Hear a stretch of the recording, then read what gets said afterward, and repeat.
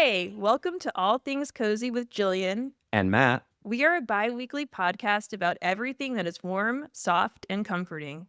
This week, I'm swapping intro duties with Matt in honor of Freakier Friday, which we saw exactly 18 years after the 2003 remake of Freaky Friday premiered in theaters. A lot has changed since then. I can now drive myself to the movies, and we've thankfully been marked safe from trucker hats. But amid all that change, one hope remains steadfast: seeing Jamie Lee Curtis and Lindsay Lohan reunite for a sequel. So was the remake worth the wait? Our review reveals whether lightning has struck twice. Plus, we press play on our DVD collection to revisit some of our favorite and coziest teen movies. But before we break into a rendition of Take Me Away by Pink Slip, let's share some cozy news. That's right, it's cozy in the news. Gillian, that was wonderful. Thank you so much for that intro. I think we should get freaky with the intro again at some point. I think so too. I won't inhabit your body, but I will take your intro. I was thinking about that in the shower today. I was like, what if we switch lives? I would trust you with the cats. That would be a good thing. I would have trouble adjusting to your high pressure job. Before you have a high pressure job too, I'd probably get you fired within Not an in the hour. same way where you have to be on and like responsive to the news of the day. That would be a lot of adjustment for me. And then you would be with kids again, but you're used to that because you did teach middle school briefly. It'd be overwhelming to step into your shoes and live up to the Mr. P hype. No, I don't know if I can match it. I think you could. I thank you. I appreciate that. I think you would go back to inhabiting Miss Walnuts, which is what her students called her when she was a teacher. And we would have to tell each other partners that we had a headache and had to get too X-rated on the show. Well, before we dive into freaky stuff like that, and we will be talking about a few films of the silver screen today, but first, here's a story about the silverware some do-gooders behind the scenes are loading up with much-needed food. Enter Everyday Action, a Los Angeles nonprofit run by two longtime assistant directors, Samantha Liu and Hillary Cohen, who met on the set of NCIS Los Angeles. They figured out how to turn those lavish TV and movie set leftovers into life-saving meals for people who need them most. Picture this. Instead of a dumpster getting the last bite of craft services lasagna, it's heading straight to a community fridge or shelter, where it becomes the happy ending someone's been waiting for. And here's the extra cozy twist. The nonprofit hires out-of-work production assistants and background actors to do the meal runs. It's tough these days to find gigs in the television and film industry, and while the pay isn't top billing, it's nice to have a guest role in a feel-good production. And it's the kind of role reversal that Freaky Friday fans can appreciate. The glitz of Hollywood swapping places with grassroots goodwill, and everybody getting something nourishing out of the exchange. And like Freaky Friday, it's a story that you can keep coming back to for seconds, and thirds, and fourths, and fifths. There are a lot of Freaky Friday movies. I really loved this story for it highlighting, the television and film industry is really struggling right now, especially in Los Angeles, actually. And there are a lot of out-of-work creatives and people behind the scenes. And so I love that this is both providing jobs for those individuals, but it's also making sure that we're not wasting food and we're helping people who are in need. And I think that's very cozy, and it's film related since we're diving into that topic. It felt perfect for today. Yeah, definitely. And I always wonder what happens to all those leftovers. And you're right, it always just goes right into the dumpster. But to know that it's being used is so wonderful. And then it's twofold, like you noted. So absolutely great. My news story is similar, and that's a small act of kindness can make a big impact.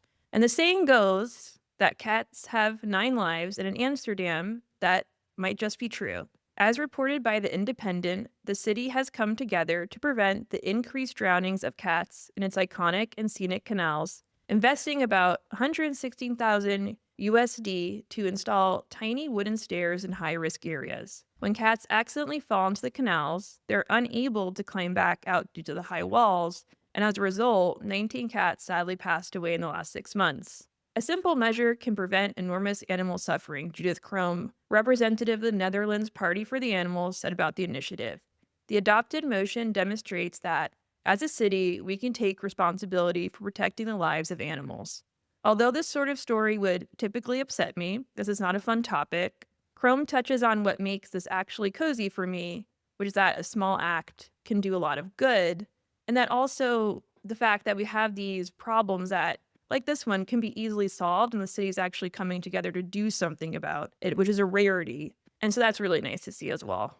Yeah, and I bet those stairs are gonna help more than just cats. I'm sure there's a Yes. lot of wildlife that gets stuck Critters. in those canals that need a little help getting out when they're in there. So it might seem like a large sum of money, but in terms of city planning, that's pretty much nothing. That money's gonna go a long way toward, as they said, preventing animal suffering. So very cozy indeed. Yes. And it's International Cat Day a few days ago. So this is on target for that. Yeah, it's international and it's cats. Gotta love those cats.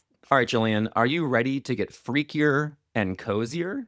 Matt, you don't have to ask this Freaky Friday fangirl twice. I was 13 when the 2003 version came out. Talk about cosmic timing. From Lindsay's cool girl fashions with a capital F, put those low-rise army green cargo pants to the Smithsonian, to the high drama of teenage rebellion, I was primed to be hooked. But before I max out the freaky meter with my love for this franchise, let's rewind to 1976 with the movie that started it all. Starring a young Jodie Foster and Barbara Harris as bickering mother duo Annabelle and Ellen, the original Freaky Friday follows two people so fed up with each other and so oblivious to their struggles that they each separately wish to switch lives. Thanks to a little Friday the 13th magic, their wish comes true. Annabelle gets swept up in the whirlwind of domestic life, while Ellen tries to survive the uncomfortable dynamics of high school. After walking in each other's shoes, the two finally gain a newfound appreciation and wish to switch back, which is ultimately granted. Fast forward to 2003, and a past 1995 made-for-TV Freaky Friday starring Shelley Long and Gabby Hoffman, and Lindsay Lohan and Jamie Lee Curtis step in as the new Annabelle and Ellen, though now reimagined as Anna and Tess Coleman. The stakes are higher this time, with layered family drama. Anna is mourning the loss of her father, navigating high school drama, clashing with her zany younger brother, and in denial of her mom's impending wedding to Ryan, who's played by NCSI's Mark Harmon. 2 days before the wedding, an explosive dinner at a Chinese restaurant sets the stage. The owner's elderly mother overhears Anna and Tess arguing and hands them a pair of fortune cookies with the message, "A journey soon begins, its prize reflected in another's eyes. When what you see is what you lack, then selfless love will change you back." Magic soon takes hold, and the next morning they wake up in each other's bodies, horrified but convinced they can handle it better than the other. What follows is a hilarious series of mishaps and misunderstandings, a makeover for the ages, an iconic motorcycle ride with Chad Michael Murray. Before we get into the 2025 sequel to 2003's Freaky Friday, let's explore what made this franchise so cozy for us and how it holds up today. So, as I noted in the intro, I saw this when I was 13. Matt is a little bit older, and so I assumed that he had seen it, but looking back on it and thinking about it, you probably weren't racing over to the theaters as a 16-year-old teen to see this movie. No, I was not the target demo for this film because in 2003, I was 16 years old.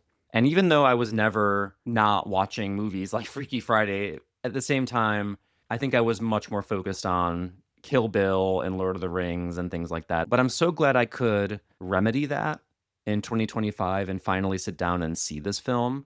I loved it. The whole time I watched the 2003 Freaky Friday, I had the stupidest grin on my face.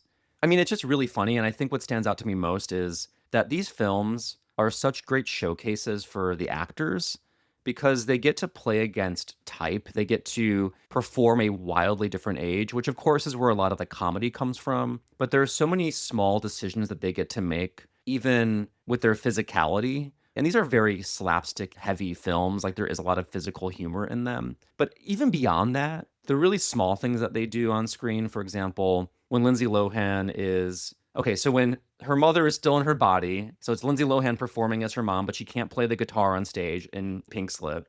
And so she just sort of defaults to dancing. And the way that she dances is so mom. It's like such a mom way of dancing. And I thought, if you just pick up on those details, they're having so much fun playing a different age and finding those little ways to communicate the character exchange. And so it was always clear like who was who because they do a great job of performing as one another and capturing the vibe of the other actor or the other character rather. In general, my favorite moments were when Jamie Lee Curtis was flirting with Chad Michael Murray. You got to get those triple name threats flirting with each other, and then that's where the magic happens. Absolutely.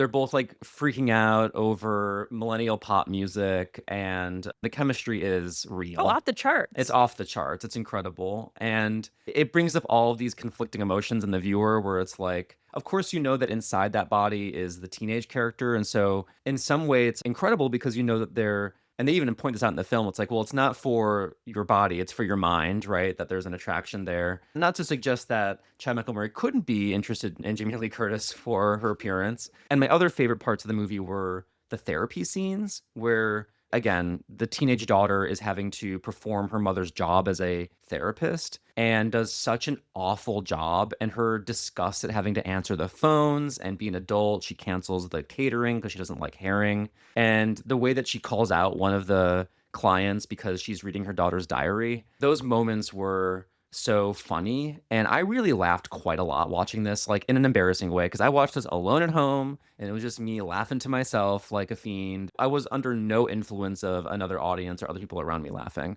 One final thing I'll say is that, yes, these movies are all about the mother daughter relationship, of course, and those dynamics. What I also really love about them, if you watch these movies from the 70s version to the 2000s version, all the way to the sequel that just came out, it really tracks the changing roles of women in society.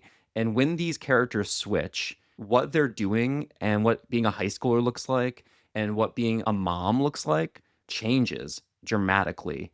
So, for example, in the 1976 version, when they exchange, the daughter is having to do all of these household tasks because her mom is a stay at home mom and she's learning how complicated it is to run the household and all the wacky characters she has to maneuver around and how hard that is, right? And then meanwhile, her mother, who's just writes off her daughter's concerns, really gets to see, and this is more in line with the other movies. It's hard to be a teenager and all of that stuff. And one final thing I'll say is that it's crazy to think that Kelly Osbourne was originally offered the role of Anna. I read that in a piece of trivia. They actually went through a lot of different actresses, but she was the first one who was offered the role. What I read was that Sharon had cancer at that time, and so she was All concerned right. about wanting to take care of her mom. So she did not take that role at that time. But of course, we got to then have the legendary Lindsay Lohan play Anna. Although I love Kelly and understand why she didn't choose to take the role, I'm glad that Lindsay took it because the chemistry, as you noted, Matt, is just so electric between the two. And I think this movie overall has a lot of sparkle to it. I rewatched it myself, and I wish we actually watched it together. I didn't know that you hadn't watched it before, so that would have been fun because I was hysterically laughing as well. There's a lot of references that I didn't get the first time around. So Anna in Tess's body forces her to get a makeover, and Jamie Lee Curtis has shorter hair. She has a new reddish hue highlight. She's wearing this iconic rainbow colored silk dress and she's wearing knee-high boots and she just looks so great. And then Tess in Anna's body comments, I look like Stevie Nicks. And then Anna said, who's he? And that made me laugh. It's like a It's a great nod to the line. adults. It's It's really also funny. like a nice mirror image to the line in Clueless where the boy that Cher is with at the moment mentions like Billie Holiday and she goes, "Oh, I love him." Yeah, it's like those little, like, lines that just go right over your head when you're younger. So, obviously, at 13, I was not deep into Stevie Nicks. I also thought it was really funny when Tess in Anna's body is talking with her teenage friends, and one of the friends, Peg, is, like, bad-mouthing Tess, and then she goes, "You're the culprit," which just made me laugh because moms always have that one friend that they're sus about, and that's, like, the bad influence. I just thought that was super funny. But outside of that, the comedy also has a lot of heart to it. I thought Ryan was just the perfect sensitive stepdad. He really understands his influence in Anna's life is not trying to overstep those boundaries. And then Anna's heartfelt speech at the end of the rehearsal dinner in Tess's body, she has this line about honoring their dad and like accepting Ryan, but also just acknowledging how good of a dad her dad was. And I think Jamie Lee Curtis just crumples into these perfect tears that made me cry at the end. So there's a lot of heart to it too. But obviously, the comedy is just peak comedy for me. And I want to also highlight the little brother character of Harry, who's played by Ryan Malgarini. He played the zany little brother perfectly. I typically don't like those sibling dynamics in movies because very cliche and stereotypical, and it did have some threads of that, but overall, I thought that they had a really special dynamic too, and I was laughing a lot at their interactions. And then also the grandfather, because the grandfather lives with them, and I thought the brother and the grandfather just were a separate pair of side characters that worked really well within the dynamic. But Jamie just killed it, and I think that hits on a point that I wanna make about cozy teen movies is that for a teen movie to work in my eyes, you either need a really strong cast of young people or you need that star power anchor to bring it all together. And I think that's what teen movies now are lacking, but I don't wanna get too far in on my soapbox. We have traveled back in time, and let's spring forward and set the stage for the sequel, which was released August 8th. I also wanna highlight we're gonna be talking about spoilers. I don't want any angry emails. So please, if you haven't seen the movie yet, skip ahead. Yeah, just fast forward to the other parts. We'll be talking about other teen movies. So if you hear us talking about not Freaky Friday, that's where you can stop if you don't want to hear a little bit of what's going on here in the new movie. So Anna is now 36 and a single mom to teenage Harper, played by Julia Butters, and while working as a music manager to pop star Ella. Although she's no longer in her popular band, Pink Slip, she records music in secret, a hint that something may be missing from her life. This isn't yet obvious to Harper, who loves to surf and is very close to Tess, who promised to help raise her. Although the former therapist sometimes overdoes that promise. As for Tess, when she's not in grandma mode, she's busy attempting a self-help podcast and playing pickleball with her husband Ryan. Yes, they're still married. But their tight-knit little world is shaken up when Anna meets British single dad Eric, played by Manny Jacinto. He has a daughter, Lily, Harper's age, who is played by Sophia Hammonds. Harper and Lily couldn't be more different, which spells trouble. Anna and Eric are set to marry in a whirlwind wedding and possibly move to London. It's a big mess, but nothing a few body swaps can fix. So, Matt, before I ask you what your thoughts were, I want to talk a little bit about our experience at iPick Theaters in Pasadena. It was your first time. Yes, so this is a independent movie theater. The way it's spelled, it's like capital I, capital P, capital I, capital C. So iPick, which stands for something. I don't know. Maybe Gillian, you know what that stands for. I don't know. It's a movie theater in Pasadena. They have some other locations. We went to the Pasadena location, and I've never been there before. I didn't know what to expect. I knew that was a little bit more of an expensive movie ticket, so I knew it would be a little more upscale. But what I wasn't prepared for is we walk in, and there's like a greeter there, and they take your ticket. Their box office just looks like a host at a restaurant area. Then you walk past that down two pretty long escalators that are narrow. And you're like, where am I going? I just keep going down. And then it spills you out into a bar and lounge. And you're like, is this a movie theater? There's nothing that tells you it's a movie theater. It just feels like you accidentally stumbled into a secret society or a club. Everything's very dimly lit. It was a little eyes wide shut, if you will. It was you couldn't even see where the doors are for the movie theaters. It's like, where am I supposed to see a movie exactly? And then so the attendants usher us VIPs into our screening, and they throw you into like a pod where you have two seats next to each other, and there's like high walls around you, so you really can't be seen or see other people in the theater pretty much. And you can recline. A lot of stuff that we've come to expect in movie theaters, like reclining seats. And it has a bit of that Alamo Drafthouse vibe where they bring food to your table while you're eating. You can call them, do a little ring, and then they come running to take your order and get whatever you need. To me, it was the little touches, though, that made this go above and beyond. It was the blanket on the chair. So for your Mm-hmm. little legs that are cold, you can have a little blankie.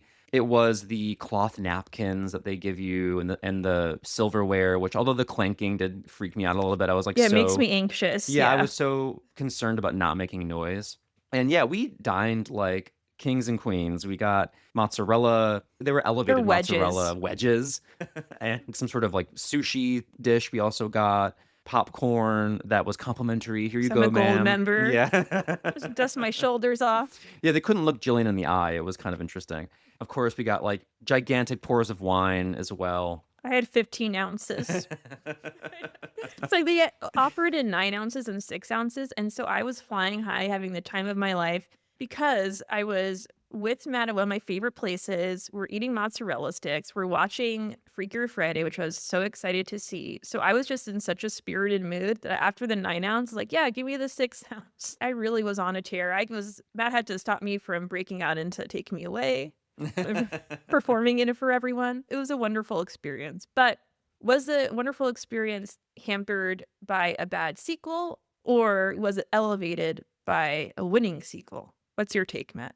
So the thing to know about this film is that the swap isn't just mother and daughter. It's grandma to step granddaughter to mother to daughter. It's a four-way swap. And I'm even struggling to communicate the relationships of the swap because so Manny Jacinto plays British in this film, and so his daughter is a British teenager, and so they have accents. And since that's the love interest for Lindsay Lohan, and those two teenagers don't get along. That's where like most of the conflict is initially, and they're trying to stop the wedding. It's a little parent trappy in that sense. So I'll be honest, at first I was really struggling to remember who was who, except for Jamie Lee Curtis, who gets the most to do here as she plays a British teenager. So she really gets to chew the scenery. She's talking completely differently. She doesn't do an accent, but her vocabulary is really changed. She's calling people proper fit, and everything's bloody this and bloody that. She gets to have a lot of fun playing a British teenager. And maybe actually the British teenager person who gets to play a grandma also gets a little bit more to do. But Lindsay and her daughter are not quite as far apart as Jamie Lee and Lindsay Lohan were in the original film, I would say. There's not quite as much of a gulf, and everybody, because there's more characters, gets a little smaller piece of the pie when it comes to the plot and the emotion. That being said, the comedy is still very much present, and I laughed a fair amount, not in a way that was like guffawing or anything, but in a way that you're smiling, you're enjoying yourself. I really loved a scene in a record store where it reunites all the main cast members, Lindsay Lohan, Chad Michael Murray, and Jamie Lee Curtis, and everyone gets something really funny to play. Lindsay is really struggling and failing to flirt with Chad, and Jamie Lee is like struggling to even stand up in her old body and is like clawing through records, muttering, Coldplay, Coldplay. It was such an absurd scene that it really brings you out of body when you're watching it. To me, it's a whole separate experience from the rest of the film. I really adored it.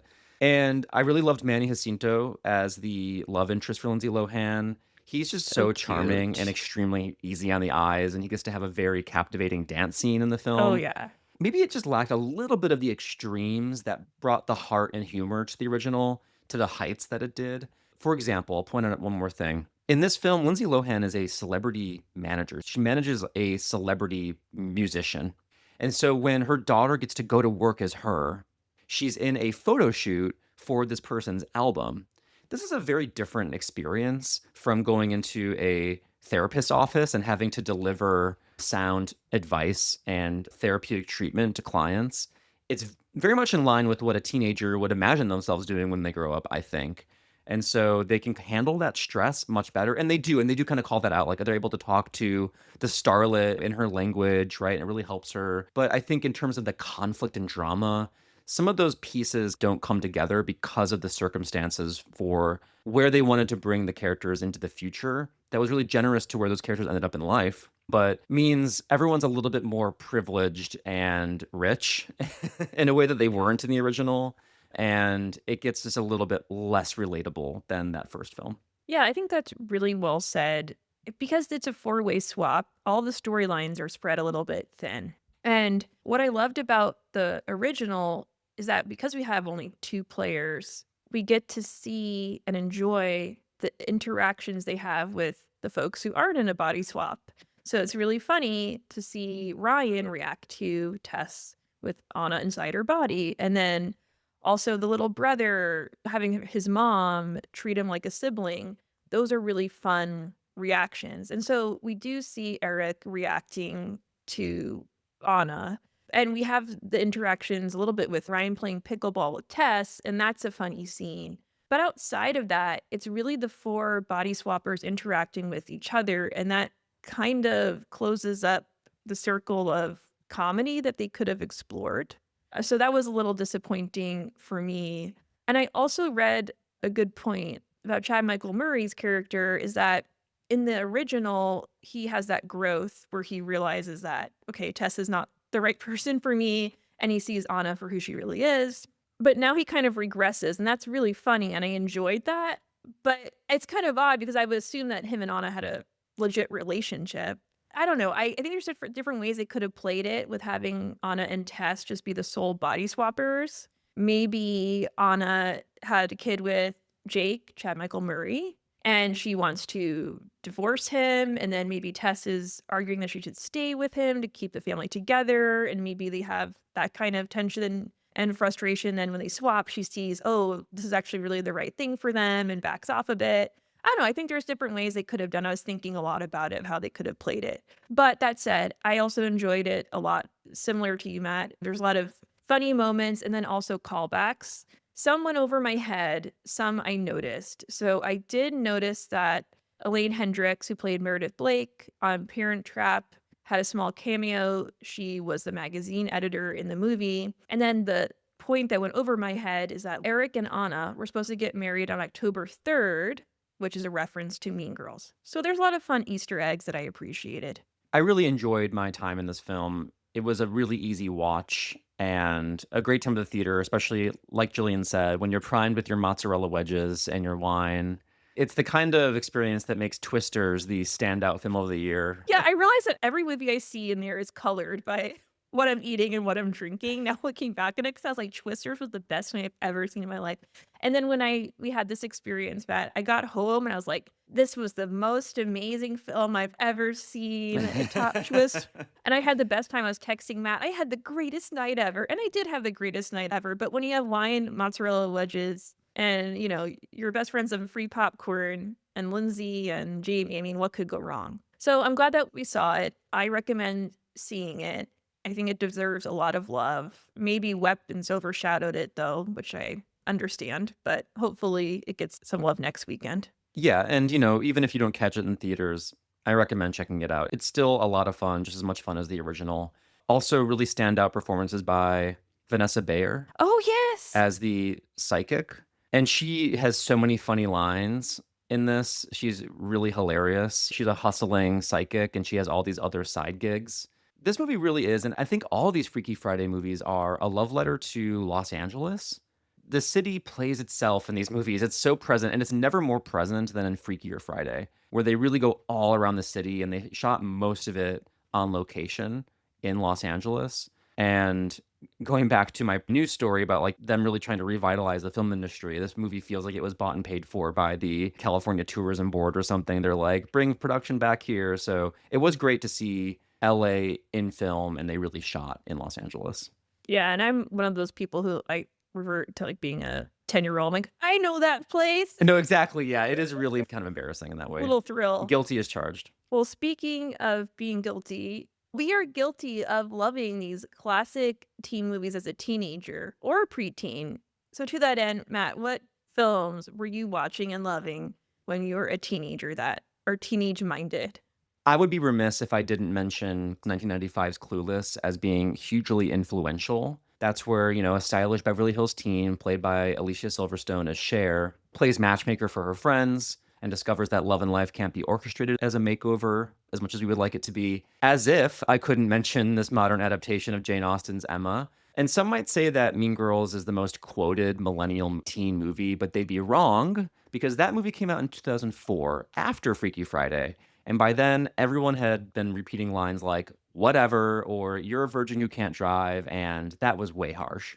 Clueless is just an iconic movie, and it was at the height of its power in the late 90s and early 2000s. Now let's go to the late 90s. So I was transitioning from middle school to high school. So these 1999 films really hit me at exactly the right time. And there's two films I want to point out. The first is Never Been Kissed, which is so unhinged, it could not be made today. Drew Barrymore is Josie Geller, who's a copy editor at the Chicago Sun-Times. She goes undercover in a high school. It's kind of that 21 Jump Street thing of there's no way you can't tell that she's not a teenager, but everyone just pretends. And she falls in love with her teacher and everyone thinks that's fine. There's all these like problematic elements of it that are just brushed past. But in general, it's one of those things where I started to see like my life as a high schooler reflected in film. And it also plays up a little bit of those tropes of like high school is so important. And at that age, you are in a kind of self-important phase. And while this does suggest that you can go back and rewrite history a little bit, I think like it validates the high schooler feeling of like, I'm going through so much right now. Everything's really important and heavily weighted. So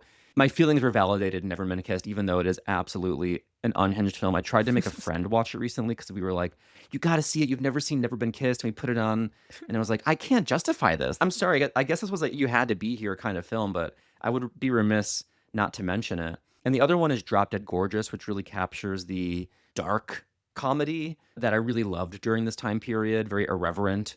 It's a mockumentary style movie that follows the fiercely competitive contestants of a small town Minnesota beauty pageant where their ambition is as big as their hair and sabotage is just another talent.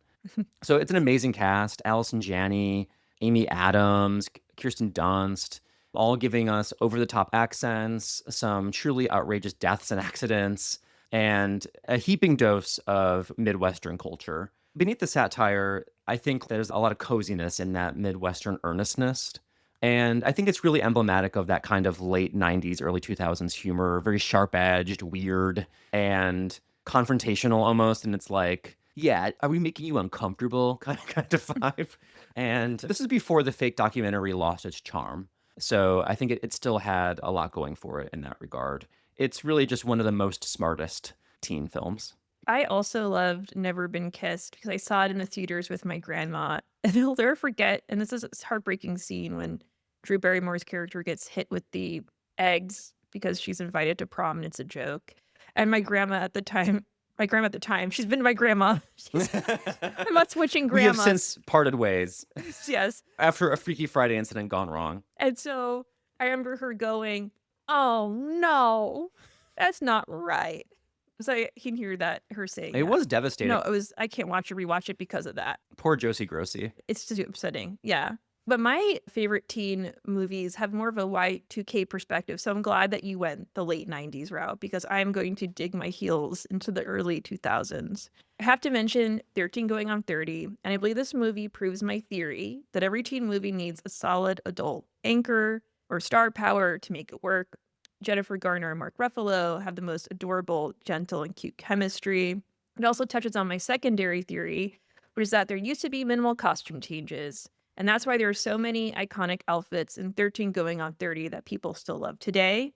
So more effort was put into each individual look and less was more, which is what we saw on Freaky Friday. I can go through all those outfits and I remember them because there were so few of them.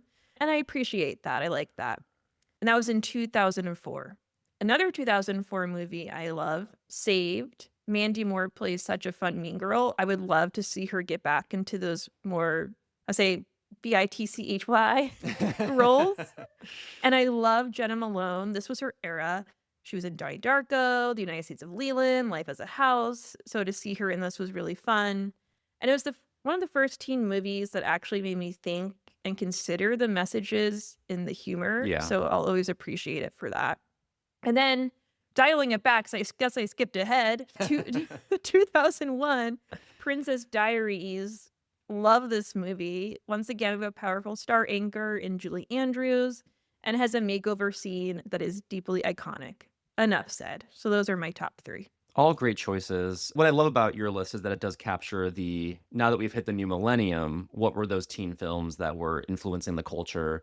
I remember really loving Saved as well.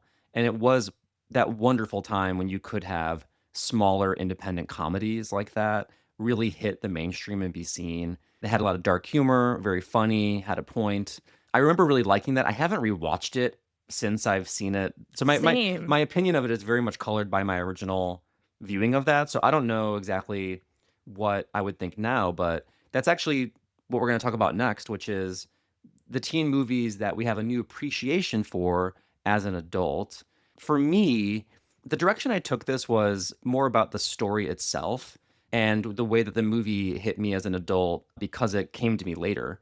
And that was The Perks of Being a Wallflower, which was a really important book for me growing up. It really captured the feeling of feeling like you're on the outskirts of the mainstream in your high school society and having those sort of offbeat friends. And that very much reflected my experience in high school. All of my friends were dorky and misfits, and Looking back on it, we weren't that out of place. It feels like it at the time. Everyone feels alienated in high school pretty Yes. much. That's why I think that book, regardless of your background, it can really speak to you.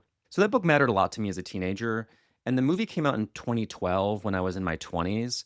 But I was able to appreciate it even more from that distance because it captures that so well. And I think the reason it does that is because it's directed by the author of the book, which is an Mm. extremely rare, I think almost never is that the case, where the author gets to direct their own adaptation, unheard of. And so it has this incredible fidelity while also any cut it makes or any kind of like change, you sort of have the trust that it's under the authority of the person who made the original. So you know they had a reason for doing it. Every time I rewatch it, it feels more and more powerful and it really sticks around in its performances. I think it's my favorite Emma Watson performance. She really does something special in this movie. So that would be my pick for a movie that I have a new appreciation for because I had to, given when it was served up to me. But Jillian, you're going to go more into the past. So what were those 2000s movies that you're looking back on and you're like, you know what? I actually kind of dig that. Matt, you delivered a thoughtful and sweet and moving tribute to your movie. And I'm like, I like She's the Man, Listen, 2006. we contain multitudes. I love Amanda Bynes, and I think I have a newfound appreciation for this movie because of her. Her acting is on another level. A lot of people wouldn't agree with me, maybe, but her comedy is on point from her mannerisms to the way she says things like, I got a lifetime of knowledge. It just cracks me up. You don't have to prove that to me, Jillian. I really am on board. Amanda Bynes is a comedic powerhouse. I mean, from Yeah. her early experiences on Nickelodeon into this film, her other comedies, Hairspray, she's incredible. It's so sad to see the struggles that she's had to go through with her mental health into her adulthood. And I think that's unfortunately overshadowed her comedic talent, her acting. And she is just incredibly natural and funny. I'm with you 100% of the way. Like Amanda Bynes is a star. She's a star. I love her. And I also love this movie because it was a little ahead of its time. It's inspired by the 12th Night. And they had this one line that I think just sums it up how it's a little ahead of its time. When Amanda Bynes' character says to her mom she doesn't like to wear dresses or anything like that. She says, Mom, I'll pick out my own dress. And no, I will not wear high heels because heels are a male invention designed to make women's butts look smaller and to make it harder for them to run away. And so for 2006, what I think we were still had our thongs out is a little bit, yeah, a little ahead of its time, which I appreciated. And then I'll quickly note What a Girl Wants, also Amanda Bynes, 2003. I just love that because Colin Firth has a dance scene in leather pants. And I saw this adorable comment in the YouTube clip from it, which someone's like, my mom loves this scene. That was so cute.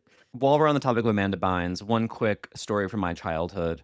Amanda Bynes had a shoe, I believe, a partnership with Foot Locker around this time period because she was pretty big. It's hard, you Yeah, might she not remember was. that, but she was. So she was doing a promotion at the mall near my house. So she was going to be at the Foot Locker. So I heard about that. I don't know how I found out about this. This was like, it wasn't online, that's for sure. Probably saw a flyer or something. Oh And my God. so I made a point to be there when she was there, but I was too shy. And also, it was for a girl shoe. So it's not like I'm going to go up there and be like, sign my shoes. You know what I mean? I'm not going to buy the product that she's promoting. So I literally just went there to look at Amanda Bynes sign, I don't know, shoe boxes. I can't remember exactly why she was there, but That's so it sweet. was important enough for me to visit and just see her doing that fan interaction without having any interaction myself. And I still cherish the memory of seeing her in person doing her thing. That is so sweet. And it's such a Matt story, and I love it. And Yeah, it goes nowhere. Yeah. no, a Matt story that that shows us how you were, I don't know, the sweetest fan. And I could just imagine you doing that. And Foot Locker is also so Y2K coded. I'm glad you shared. So modern teen movies that speak to you. I had a hard time actually compiling my list. And I just realized that early 2000s was such a golden age for teen movies. But there are a few that stood out to me. You Are So Not Invited to My Bat Mitzvah, To All the Boys I've Loved Before, and Booksmart. Matt, what were your three picks? As I was reflecting on the modern teen movies that I really end up enjoying, they have a common thread of outsiders struggling. So, Love Simon, Eighth Grade, Bottoms, a lot of humor and funny moments coming out of awkward situations. because they remind me of teen movies from when I was a teen. They have that kind of edge to them a little bit. Maybe not Love, Simon, which is very straightforward and cute, I would say, but eighth grade and bottoms definitely have an edge, but still really enjoyable to watch regardless of your age. It almost feels weird too to mention teen movies without mentioning like John Hughes films, but I think it's just the era that we grew up in. I find myself like catching up on John Hughes. Like Ferris Bueller's Day Off was really big for me. There were some other Oh, me too. teen movies that I enjoyed, but I remember those movies didn't quite connect to me. Time moves so fast when you're a teen. And so when things are just a little too old for you, you're like, that's a lifetime away, man. I couldn't connect to those characters. I remember when my stepdad shared with me Fast Times at Ridgemont High, and he was like, this movie was so important to me as a teen. And it's just raunchy as heck. And like, okay. That seems fitting. Yeah. Yeah, I guess I didn't touch on what connects mine. I think it's just shy girls. Yeah. Teen girls really trying to find their footing. I also love Bottoms, Matt. That's a really good pick. And I think that's one of those teen movies that, too, the humor doesn't fly over your head as much, like where you're really soaking it in. If we watched that movie as teenagers, I think we would have really enjoyed it as well. Now that we've freaked it up, let's wind down with a candle review. I have the candle this time around, and it is from Asian Boba Girl, and the candle is Fortune Cookie Candle. Apparently, this company, and it's a small business, is really popular, and I can see why, because this candle smells delicious. The description highlights that as well. Unwrap the delicious buttery goodness of a fortune cookie captured in this fortune cookie candle. This warm scent features sweet notes of vanilla and rich buttery cookie, complemented by a hint of sweet almond. I chose this as a tribute to Freaky Friday because it's the fortune cookies that start it all. The top notes are brown butter, custard, the middle notes, vanilla, roasted sugar, and buttermilk, and the base is vanilla cake and maple cookie. I could drink this candle up with my nose. Every time I smell it, it feels like I'm eating a fortune cookie, which is just so delightful. It's a tiny little candle, and all of her candles have a boba covering to it. So it's a clear glass jar, but they have little boba stickers on the outside. So it's really adorable and cute. And even though it's only 4 ounces and it's $15, which is a little pricier on the side for 4 ounces, I can smell it very well. I have it on my bookshelf and it's wafting over to me and I can still smell it really well. So I highly recommend this candle and this company because she sent me a little sticker, which is super sweet, and then a care guide that was really adorably designed. So it's worth the $15 in my book. Yeah, that sounds really adorable. And it's so fitting because of the way that the characters get freakied, switch Yes. roles in the 2003 version. I do wonder maybe if we both get this candle and light it at the same time after we've had a fight or something, maybe we'll Freaky Friday. Who knows? Yeah, An who earthquake will happen. knows? Yeah, that World's a sounds like a crazy wick up for place. sure. Oh yes, it's a wick. A wick up, high up. It's funny, when I was watching the original 70s Freaky Friday, I was wondering how they would explain the switch. And it literally, all they do is say, I wish I could be them for a day. And then like they do this like really cheesy effect and then that happens. They're like, we don't need to explain like some mystical, weird like thing that engages in some like Orientalism tropes. We're just going to Yeah. get right into the direct magic. And it's even really crazy at the end when they switch back. Unlike the others where they get immediately back into their own body, they actually switch places in their bodies. So for example, so at the end, the mom ends up water skiing at like a water skiing show. And so she's like in the air, like on water skis suddenly in her own body.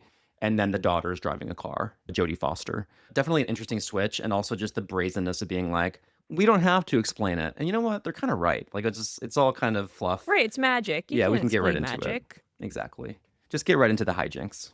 Before Jillian and I end up exchanging bodies and touching our faces, wondering why we turned into crypt keepers, let's close out the episode with some listener shoutouts.